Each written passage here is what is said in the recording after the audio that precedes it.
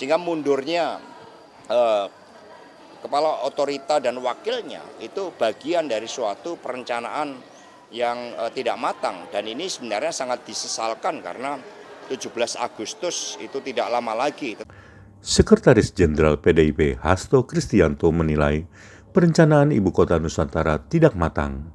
Hal itu disebut Hasto jadi sebab beban kerja bagi Kepala Badan Otorita IKN Bambang Susantono sehingga membuatnya mundur. Hasto menambahkan, kritik pemerintah Jokowi ingin segala sesuatunya cepat.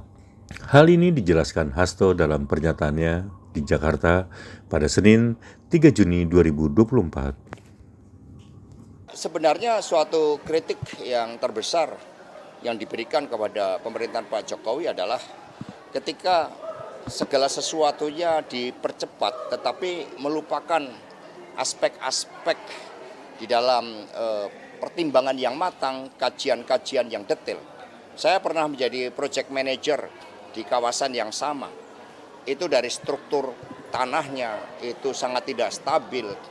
Kemudian kemampuan untuk mendapatkan sumber daya bagi pelaksanaan pembangunan pabrik kelapa sawit aja mengalami delay, apalagi ini suatu ibu kota negara. Belum lagi Rakernas juga mengkritisi terkait dengan status tanah yang seharusnya juga memperhatikan hukum-hukum adat.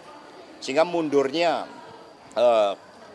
kepala otorita dan wakilnya itu bagian dari suatu perencanaan yang tidak matang, dan ini sebenarnya sangat disesalkan karena 17 Agustus itu tidak lama lagi. Tetapi kembali, ini ketika segala sesuatunya itu muncul sebagai direction dari pusat yang harus dijalankan tanpa membuka suatu ruang bagi perencanaan secara alami harus berjalan, yang terjadi seperti ini.